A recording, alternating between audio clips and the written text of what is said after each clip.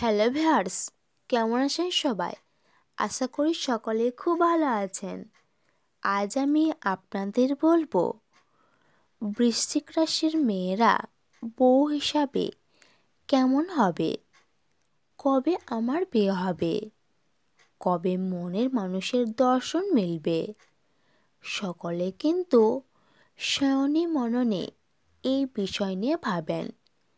সে আপনি যতই সকলের সম্মুখে মানাতে নারাজ হন।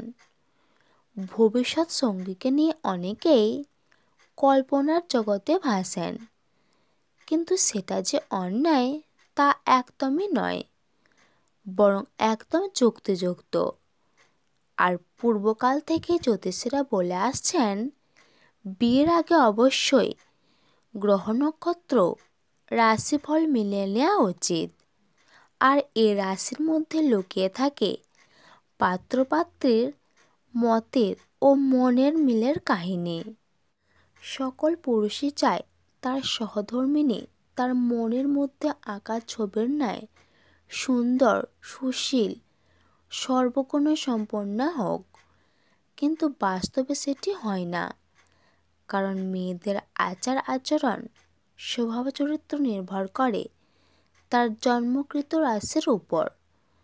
তার রাশি ঠিক করে দেয় সে কেমন স্বভাবের হবে।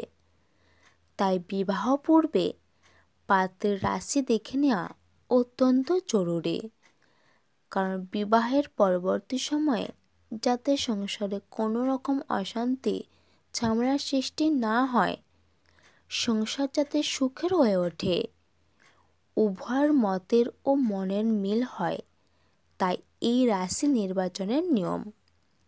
আসুন এবার তাহলে জেনে নেওয়া যাক বৃশ্চিক রাশির মেয়েরা বউ হিসাবে কেমন হবে।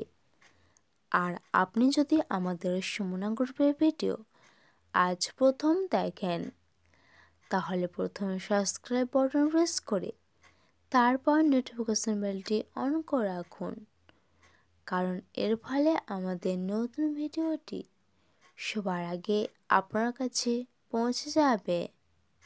এই রাশির জাতিকার রূপে খুব ধার হয়, যে কোনো সময় আপনাকে নিজের দিকে আকর্ষিত করতে পারে। এরা খুব রহস্যময়ী ও লাস্যময়ী হয়। এই ধরনের রাশির জাতিকারা আত্মবিশ্বাসী, শক্তিশালী হয়। সোজা সাপটা আচরণেরা পছন্দ করে, কিন্তু এদের মনের ভিতর থাকে অনেক জটিলতা। যে কোনো পরিস্থিতি এরা নিজেদের নিয়ন্ত্রণে রাখতে পছন্দ করেন, কিন্তু কখনো কখনো জেদবশত নিজের ক্ষতি সাধন করে বসেন। কিন্তু এরা স্বামী ও সংসারের গায়ে কোনো ক্ষতির আঁচ লাগতে দেয় না। তাহলে বন্ধু, এই ছিল আজকের আইটেম। ভিডিওটি এখানেই শেষ করছি। এবার একটি লাইক এবং শেয়ার করবেন, আর আপনার মতামত কমেন্ট করে লিখে দেবেন।